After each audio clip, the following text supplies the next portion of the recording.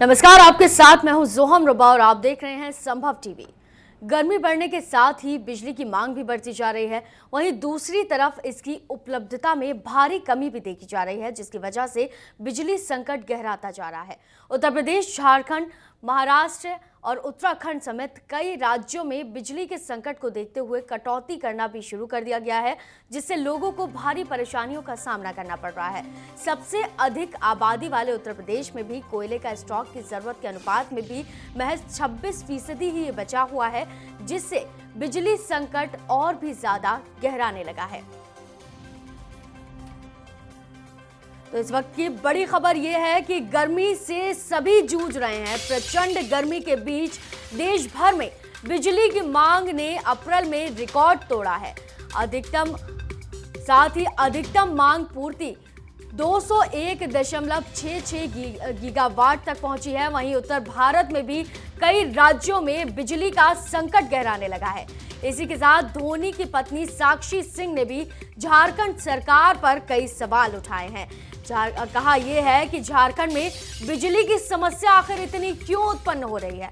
मुंबई और आसपास के उपनगरों से भी इलाकों में बिजली गुम हो चुकी है और जिसकी वजह से गर्मी से लोग काफी परेशान नजर आ रहे हैं।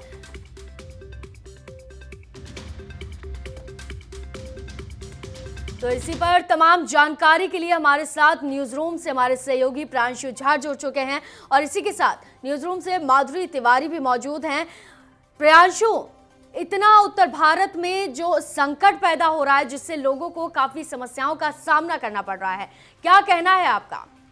देखिए, बिजली की समस्या से तो काफ़ी जूझ रहे हैं लोग, लेकिन जब सरकार चुनावी चर्चा करती है तो चुनाव में वादे करती है बिजली देने की, लेकिन वादा तो सरकार ने किया है। जैसा कि आपने देखा होगा बहुत जगह मजाक उड़ाया जा रहा है केजरीवाल सरकार का दिल्ली में कि उन्होंने कहा है कि बिजली फ्री है, लेकिन बिजली है ही नहीं तो आप फ्री क्या दोगे? जनता ये कह रही है।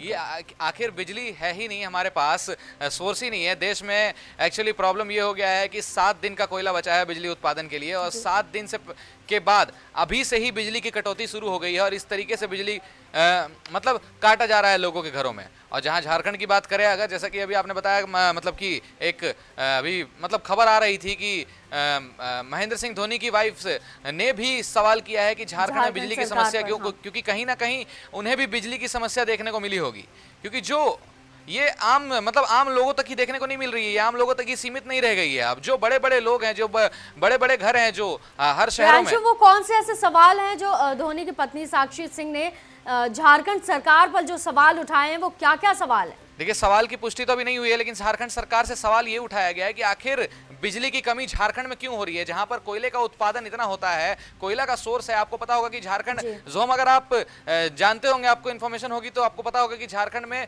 कोयले का उत्पादन काफी ज्यादा होता है और झारखंड में कोयला काफी मात्रा में पाया जाता है, लेकिन वहां पे किसी न किसी व्यवस्था ठप होने के कारण कोयले के खदानों में पानी भर गया है। इन चीजों की पुष्टि की गई है कि कोयले के खदानों में पानी भर गया है और कोयले का उत्पादन उतना नहीं हो पा रहा है और अब तक हमारे देश में 7 दिन का कोयला बचा हुआ है जिससे बिजली उत्पादन किया जा सकेगा, लेकिन अभी से बिजली की कटौती शुरू कर दी गई है। और सोचो आप कि 7 दिन के बाद अगर कोयला नहीं मिलता है और अगर बिजली उत्पादन नहीं होता है तो देश का क्या होगा। उसी के साथ अंतरराष्ट्रीय मार्केट में भी कोयले का रेट बढ़ा दिया गया है।